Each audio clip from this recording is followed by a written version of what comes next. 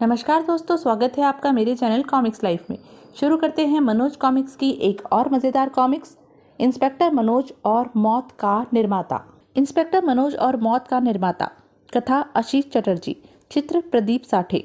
शीला चकित सी खड़ी उस पत्र को निहार रही थी जो अभी अभी उसे वार्डरोब में रखी अपने पति विक्रम की एक पुरानी डायरी से मिला था।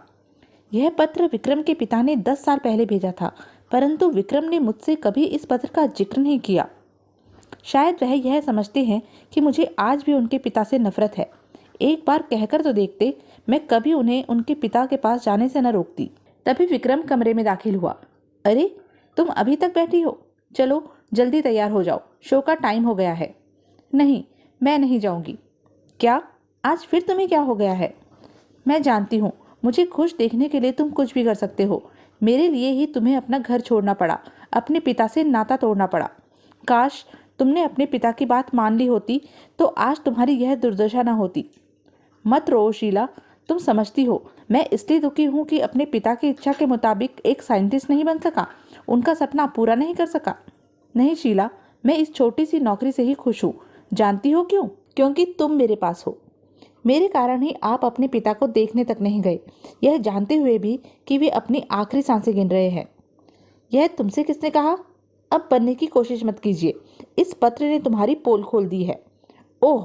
शर्मिंदगी के एहसास से विक्रम का सिर झुक गया। शीला ने उसके मनोभावों को भांप लिया। और मैं तुम्हारा अपमान नहीं करना चाहती थी विक्रम, मैं तो यह कहना चाहती थी कि आखिर तुम अपने ऊपर जुल्म करने पर क्यों तुले हो? कैसा जुल्म? मैं समझा नहीं। आखिर तुम कब तक इस छोटी सी नौकरी में हमारा गुजर बसर करते रहोगे? हमारा बेटा अब 9 साल का हो जाएगा। जैसे जैसे वह बड़ा होगा, उसकी पढ़ाई के खर्चे के साथ साथ हमारी ज़रूरतों का खर्च भी बढ़ता जाएगा। जो होगा देखा जाएगा। तुम अभी से परेशान क्यों हो रही हो? तुम समझने की कोशिश क्यों नहीं करते विक्रम? तुम अपने पिता की इकलौती संतान हो, अपनी पुश्तैनी हवेली के ही नहीं, अपने वैज्ञानिक पिता की सारी संपत्ति के भी वारिस हो। भला कोई इस तरह अपनी बनी बनाई किस्मत को ठोकर मारता है? तो क्या तुम? लेकिन शीला ने विक्रम की बात बीच में ही काट दी। हाँ विक्रम, हम सब वहाँ जाकर रहेंगे और एक नई जिंदगी की शुरुआत करेंगे। तो फिर सामान बांधने की तैयारी करो, हम कल ही यहाँ से चल देंगे। और अगले दिन? अब हमारे अच्छे दिन फिर आएंगे। दम घोटू जिंदगी से हमें हमेशा के लिए छुटकारा मिल जाएगा। काश पिताजी जीवित होते तो वे हमें देखकर कितने खुश होते। वे मेरी शादी से खुश नहीं थे और मैं उनके विचारों से सहमत नहीं हो सका था, लेकिन अपने अंतिम समय में वे मुझे अपने करीब देखना चाहते थे। मैं उनकी यह इच्छा भी पूरी न कर सका। कुछ घंटों बाद वे राजनगर पहुंच गए। स्टेशन से उनको तांगा लेना पड़ा। कुछ देर बाद जब वे हवेली के द्वार पर पहुंचे, ओह, द्वार पर तो ताला लगा है। शुक्र है किसी ने अभी तक हवेली पर कब्जा नहीं किया है। लेकिन अब क्या करें? ताले की चाबी कहाँ से लाए? ताला तोड़ दो ना, अब ताले की जरूरत ही क्या पड़ेगी? तभी, विक्रम बेटे, तुम आ गए। डॉक्टर अंकल, आप? तुम्हें देख मुझे बड़ी खुशी हो रही है बेटे। बरसों बाद यह हवेली फिर से आबाद हो रही है। तुम्हारे डैडी का इलाज मैं ही कर रहा था। अक्सर मेरा आना जाना लगा रहता था, पर एक दिन सुबह जब मैं आया तो दरवाजे पर ताला लगा था। मैं समझा नहीं अंकल।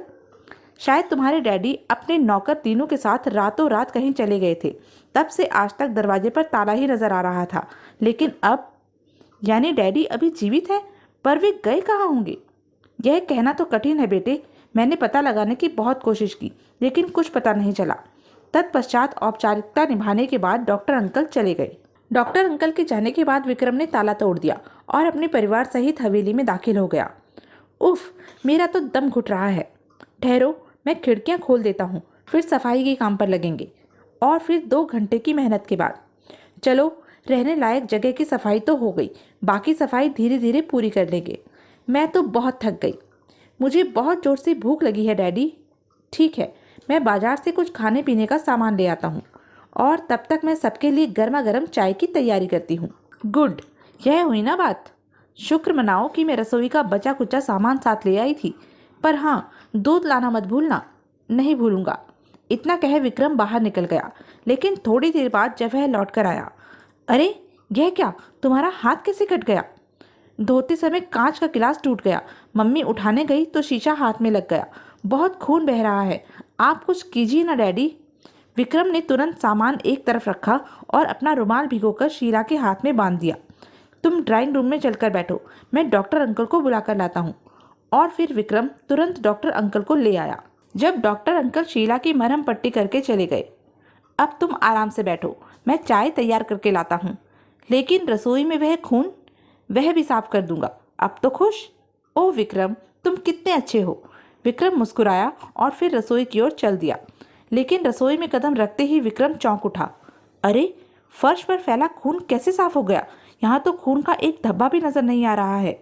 और फिर विक्रम गहरी सोच में डूब गया। पहले डैडी रहस्यमय ढंग से गायब हो गए और अब खून। आखिर यह क्या चक्कर है? अगर कोई बिल्ली यहाँ आती तो भी कहीं ना कहीं खून का निशान तो जरूर मौजूद हो रहता। मस्तिष्क में उभर रहे सवालों का जब विक्रम को कोई जवाब नहीं सूझा तो उसने सिर को झटका दे अपने आप को सोचों से उबारा और चाय तैयार करने में व्यस्त हो गया।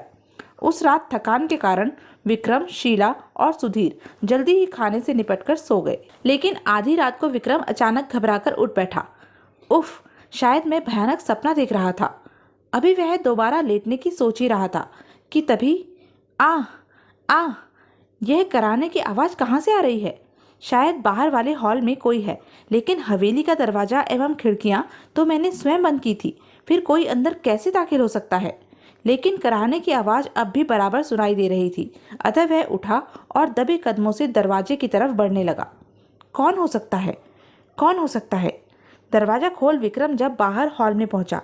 अरे, यहाँ तो कोई नहीं है और वह आवाज़ भी अब सुनाई नहीं दे रही है। कहीं वह आवाज़ मेरे मन का भ्रम तो नहीं था? विक्रम ने वापस कमरे में लौटना चाहा ही था कि आ आ ओह, आवाज़ ऊपर वाले हिस्से से आ रही है। कौन है ऊपर? पता लगाना चाहिए। फिर वह सीढ़ियाँ चढ़कर उस कमरे में जा पहुंचा जिसमें से आवाज़ आ रही थी। यह कमरा तो बिल्कुल खाली है। इस कमरे को देखकर तो यही लगता है कि वर्षों से यहाँ कोई नहीं आया। फिर वह आवाज़। तभी अरे, यह क्या? दीवार अपने आप अपनी जगह से हट रही है। और फिर दीवार में बने रास्ते से विक्रम ने झांक कर देखा। हे भगवान, यह कैसा तिलिस्म है! डैडी ने हवेली में मौजूद ऐसे रास्तों के बारे में मुझे कभी नहीं बताया। आवाज़ नीचे से ही आ रही है। शायद नीचे कोई तहखाना है। कौन हो सकता है तहखाने में? तब कराने की आवाज़ का रहस्य जानने की जिज्ञासा मन में लिए विक्रम धीरे धीरे सीढ़ियाँ उतरने लगा। सीढ़ियाँ उतरने के बाद यहाँ कोई है, पर अंधेरा होने की वजह से मुझे नजर नहीं आ रहा है। आह! फिर विक्रम अंधेरे में दीवार टटोलते हुए आगे बढ़ने लगा। तभी दूसरे ही पल वह स्थान तीव्र प्रकाश में नहा उठा। लेकिन जैसे ही विक्रम ने कराने वाले की तरफ निगाह दौड़ाई, उसके मुंह से बरबस ही चीख निकल गई। आ! डरो नहीं विक्रम, मैं तुम्हारा पिता हूँ, तुम्हारा पिता प्रोफेसर नागपाल। तुम्हें मुझसे भयभीत होने की कोई आवश्यकता नहीं है। डैडी, आप? लेकिन आपकी यह हालत। यह एक लंबी कहानी है, मैंने तुम्हें कभी बताया नहीं, लेकिन आज बताता हूँ। मैं इस चमत्कारी मशीन का आविष्कार करने में कामयाब हो चुका था, इसलिए मैंने तुम्हें पत्र भी लिखा था। अगर तुम आ जाते तो आज मेरी यह दुर्दशा न होती। मेरी तो कुछ समझ में नहीं आ रहा है डैडी, इस मशीन में क्या विशेषता है? यह मशीन मुर्दे में जान फूंक सकती है बेटे। असंभव। इसका प्रमाण मेरे रूप में तुम्हारे सामने है बेटे। मैं न जाने कितने सालों से यहाँ मृत पड़ा था। आज इस मशीन को कहीं से रक्त मिल गया और इसने मेरे दिल की धड़कन फिर से चालू कर दी। खून? ओह, अब समझा। रसोई के फर्श पर गिरा शीला का खून कैसे गायब हो गया था। पर मुझे अपने असली रूप में आने के लिए काफ़ी खून की ज़रूरत पड़ेगी। जैसे जैसे तुम मशीन को इंसानी खून पिलाते जाओगे, मेरे शरीर पर मांस चढ़ता जाएगा और फिर एक दिन मैं अपने असली रूप में आ जाऊंगा। मेरे अंदर कोई बीमारी नहीं रहेगी। उस वक्त मेरी जिस्मानी और दिमागी ताकत कितनी अधिक होगी, इसका तुम अंदाज़ा नहीं लगा सकते बेटे। क्या ऐसा संभव है डैडी? क्या आप फिर से पहले जैसे हो जाएंगे?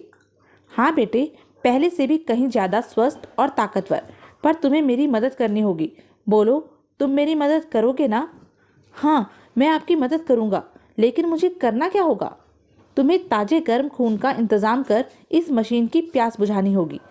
लेकिन ऐसा खून मुझे मिलेगा कहाँ? जीते जागते इंसानों से।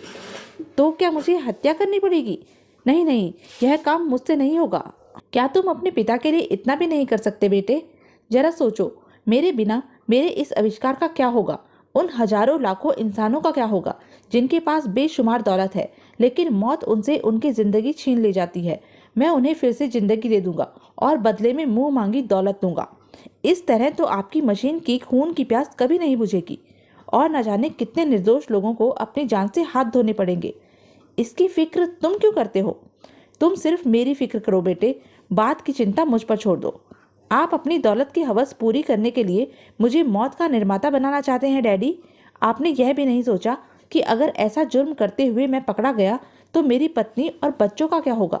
तुम फिक्र न करो, मेरे ठीक होते ही सब ठीक हो जाएगा।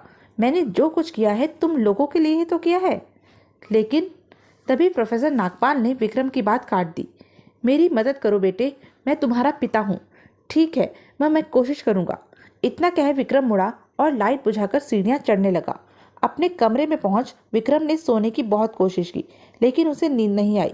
रह रहकर उसके पिता के शब्द डंके की चोट के समान उसके मस्तिष्क में गूंज उठते थे। मेरी मदद करो बेटे, मैं तुम्हारा पिता हूँ, मेरी मदद करो, मेरी मदद करो। हे भगवान, मैं क्या करूँ? यह तूने मुझे किस दुविधा में डाल दिया है? और फिर कुछ देर की कश्मकश के बाद उसने निश्चय किया, ठीक है, मैं डैडी की इच्छा जरूर पूरी करूंगा, चाहे इसका कुछ भी अंजाम क्यों ना हो। डैडी की हालत मुझसे देखी नहीं जाएगी। तो यह थी अब तक की कहानी। आगे की कहानी जानने के लिए बने रहें मेरे साथ। और हाँ, मेरे चैनल को लाइक, शेयर और सब्सक्राइब करना ना भूलें। धन्यवाद।